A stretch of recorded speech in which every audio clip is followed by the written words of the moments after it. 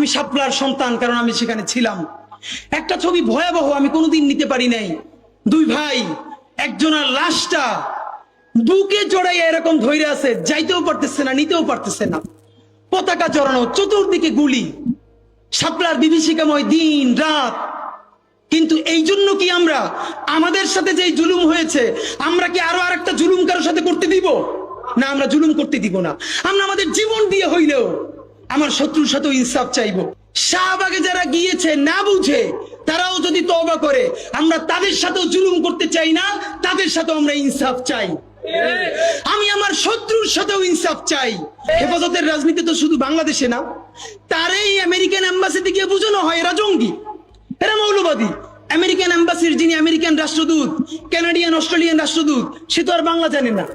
আপনার বিবৃতি daily star যে অনুবাদ করে সে তো পারে। তো এই যে প্রথম আলো, ডেইলি স্টার বা মিডিয়া ঠিক ইনভার্টেড কমার মধ্যে অনুবাদের যে কি রাজনীতি করতে পারে, এইটা আমরা জানি। প্রথম প্রশ্ন হলো, এই কোট আনকোট ধরে নেই যে যারাই সবার একদম সার্টিফাইড মুক্তিযোদ্ধা, ভেরি গুড, এই মুক্তিযোদ্ধারা 2014-তে আনকন্টেস্টেড এমপি হয়েছিলেন কিনা, এই মুক্তিযোদ্ধারা 18-তে দিনের ভোট ব্যালট রাতে ভরেছিলেন কিনা, 24-এ নির্বাচন হতে দেন নাই কিনা, মুক্তিযোদ্ধারা আছে না? তাহলে তখন কি মিডিয়া ফ্রেমিং করেছে যে 154টা আসনে নির্বাচন ছাড়া, প্রতিদ্বন্দ্বিতা ছাড়া এমপি হলেন 50 জন বীর মুক্তিযোদ্ধা? দিনের ব্যালট রাতে ভরে ফেলেছেন অমুক আসনের বীর মুক্তিযোদ্ধা। নোয়াখালীতে আমার এক বোন ধানের শীষে ভোট দেওয়ার অপরাধে 3 সন্তানের জননী, তাকে ধর্ষণ করা হয়েছে, সেখানেও যিনি ছিলেন এমপি, বীর মুক্তিযোদ্ধা। ফ্যাসিবাদকে যারা গত 15, 16, 17 বছরে পেলে পুষে কলি করে আদর করে মানুষ করেছে, বড় করেছে, আমরা শুধু ফ্যাসিস্ট আইকন চলে গেছে তার দিকে বারবার তাকাচ্ছি।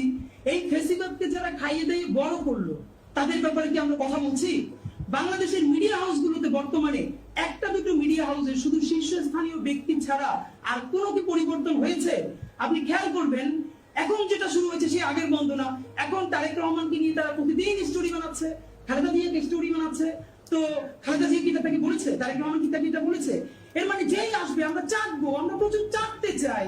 এই কথা আমাদের একটু চিন্তা দাও। প্রথম আলোর প্যারালাল কাছাকাছি একটা পত্রিকা কি আমরা দাঁড় করাইতে পারছি? অনেকে বলে আমার দেশের কথা, আজকে শুধু বলি, পরশু জানলাম প্রথম আলোর 10 ভাগের 1 ভাগ বিনিয়োগ এবং আর্থিক সংগতি আমার দেশের নাই। 5 কোটি টাকা হইলে আমার দেশে একটা নতুন প্রেস কিনতে পারে, তাইলে পত্রিকাটা ঠিক মতো ছাপাইতে পারে, ভাড়া লাগে না, সেই টাকাটাও তাদের নাই। ভাই, ভালোবাসা দিয়া পয়সার কাজ হয় না। 50,000 টাকা যে এই লোকটার স্যালারি, এই কাজ যদি 20,000 টাকা দিয়ে করাইতে চান, কোনদিন 50,000 টাকা রিপোর্ট এবং স্কিল আপনি পাবেন না। ওই 50,000 টাকাই লাগবে। মানুষ মাগনা কাটে 3 দিন, একজনকে দাওয়াত খাওয়ায় 2 দিন 3 দিন, তারপরে আর চলে না। আমাদের আর্থিক যোগ্যতা অর্জন করতে হবে। আমাদের অনেকগুলো প্রতিষ্ঠান লাগবে, একটা প্রতিষ্ঠান না। বাংলাদেশের স্বাধীনতার সার্বভৌমত্ব, বাংলাদেশের ইসলাম এবং মুসলমানকে বাঁচাইতে হইলে আমাদেরকে তুমুল যোগ্যতা অর্জন করতে হবে। এই মাদ্রাসা শিক্ষিত জনগোষ্ঠীর মধ্যে হাজার হাজার ছেলে লাগবে যারা সিএনএন, আল জাজিরায় তুমুল ইংলিশে বলতে পারবে। তাকে যে জঙ্গি বলা হয়, মিথ্যে ট্যাগ দেওয়া হয়, এটাকে ডিবাঙ্ক করতে পারবে সেই ইংলিশে এবং অবাক করার মতো ফ্লুয়েন্ট ইংলিশে। এই যোগ্যতা আমার লাগবে। আমাদের ভাইয়েরা কিতাবি আরবি এবং অন্য আরবি ভিন্ন জিনিস, তাকে দুর্দান্ত আরবি বলতে পারতে হবে। আমাদের প্ল্যাকার্ডে ইংলিশ কই, আমাদের প্ল্যাকার্ডে আরবি কই? ভাই, নিজের কাজ নিজে না করলে অন্য কেউ কইরে দেয় না। নিজে শক্তিশালী হন, নিজে যোগ্যতা অর্জন করেন। আমারে গালি দিয়ে হইলেও, বোকা দিয়ে হইলেও যে এই পুচকি বলা এত ভাব লয়, যা যোগ্যতা অর্জন করে ফেলাই। তবে কি জানেন, মিছিল দিয়া জান দেওয়া এটা একদিনের কাজ, 3 দিন 5 দিন 1 মাসের কাজ। যোগ্যতা তো আর 1 বছরে অর্জন হয় না। এটা বিরাট একটা জিহাদ।